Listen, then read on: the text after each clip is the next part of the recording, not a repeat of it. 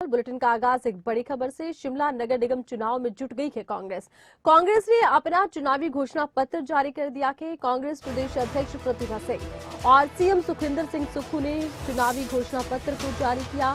कांग्रेस मुख्यालय राजीव भवन से जारी किया गया कि कांग्रेस का घोषणा पत्र।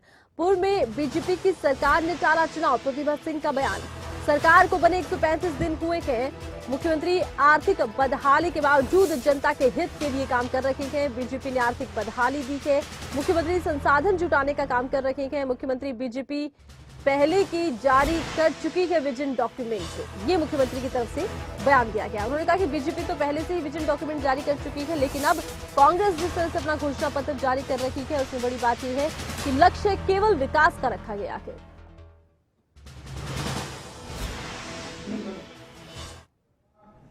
जब डबल इंजन की सरकार थी तो कारपोरेशन को मिला के ट्रिपल इंजन था। कारपोरेशन उनकी थी, बीजेपी की सरकार बीजेपी की थी, केंद्र की सरकार बीजेपी की थी। तब तो कुछ नहीं किया, 40,000 फ्री पानी की बात नहीं की। आज जब इलेक्शन आते हैं तो लोगों को ठगने का काम करते हैं। पहले इन्होंने 5 साल हिमाचल की जनता को ठगा, अब नगर निगम के चुनावों में ठगने का काम कर रहे हैं कि 40,000 लीटर पानी देंगे।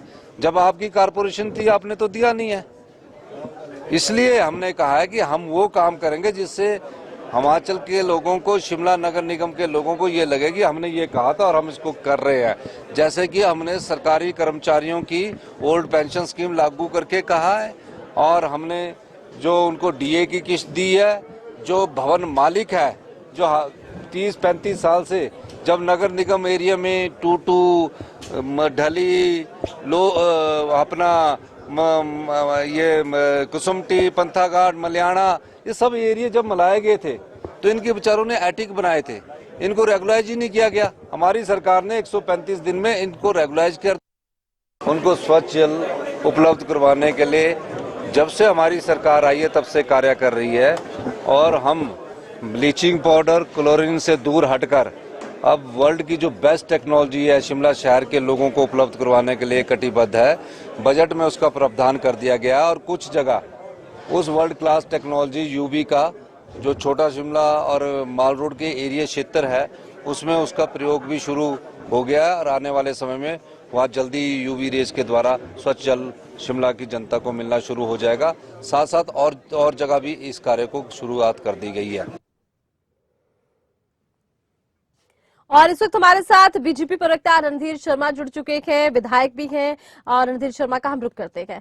रणधीर शर्मा जी, देखिए बीजेपी पर बड़ा प्रहार इस वक्त हो रहा है। कांग्रेस का कहना है कि बीजेपी ने केवल बदहाली दी है, चुनावों को बीजेपी टाल रखी थी। इन आरोपों पर आप क्या कहेंगे? पार्डन, मुझे जरा दोबारा बोलेंगे आप? देखिए, कांग्रेस का गंभीर आरोप है कि बीजेपी ने बदहाली दी है प्रदेश को। बड़ी बात ये आरोप भी लगाया गया है कि बीजेपी चुनावों से बच रही थी, चुनावों को टाल रही थी। कांग्रेस के आरोप लगातार है।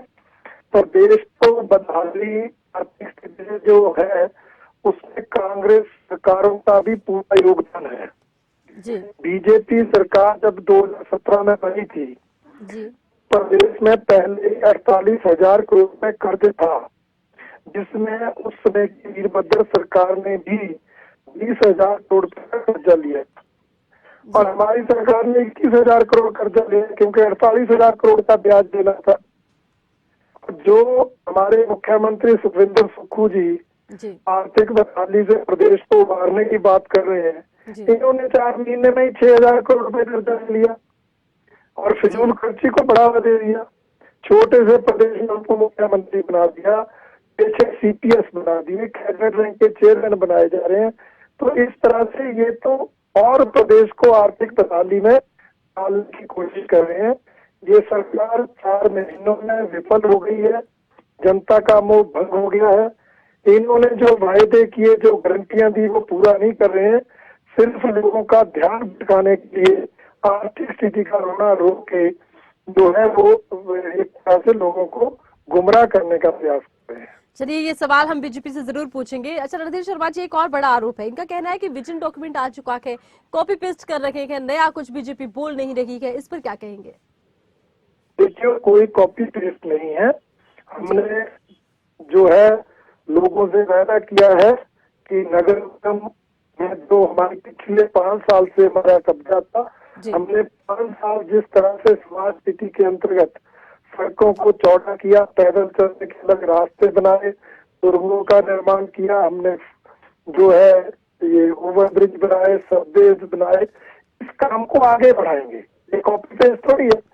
और जहाँ सबवेज की जरूरत है वो बनाएंगे, ओवरब्रिज की जरूरत है वो बनाएंगे, कहीं टनल की पॉसिबिलिटी है वो बनाएंगे, यहाँ तक कि एक्सीलेटर की तरफ हम जाएंगे, ये हमने कहा है। और साथ में हमने कहा है, जनता को 40,000 लीटर तक जो पीने का पानी है उसका बिल नहीं देंगे, जी कूड़े के जो बिल है वो 50% माफ करेंगे, जी एक निगम एक टैक्स प्रणाली शुरू करेंगे। जी। ये नई चीजें जो हमने करनी है। चलिए, ये कांग्रेस तमाम बड़े को वादे हैं। अब निगम चुनावों को लेकर आप कोई दावा करना चाहिए कि किस तरह का प्रदर्शन बीजेपी का रखेगा, कितना मैं जन समर्थन आपको- मिलता नजर आता है? मैं आपको कहना चाहता हूँ, भारतीय जनता पार्टी ने इस नगर निगम चुनाव को गंभीरता से लिया है। जी कांग्रेस पार्टी ने जो ये चुनाव पिछले साल होने थे, जी हाई कोर्ट में केस करके इन चुनावों को टालने का काम किया था, और सरकार बनने के बाद एक्ट में बदलाव करके जो फ्रॉड वोट बनाने का काम इस कॉर्पोरेशन में किया है, जी उसके बावजूद भारतीय जनता पार्टी ने लीगली पहले कैंडिडेट तय किए, कांग्रेस से पहले मैनिफेस्टो दिया, और कांग्रेस से पहले ही नुक्कड़ सभाएं जनसभाएं आयोजित करने का काम शुरू किया। और इस सारे हमारी जो स्ट्रेटजी है उसके आधार पर मैं कहना चाहूंगा कि हम इस बार फिर नगर निगम पर कब्जा करेंगे। चलिए, बहुत बहुत शुक्रिया रणधीर जी, आप जुड़े, आपने अपनी बात रखी है।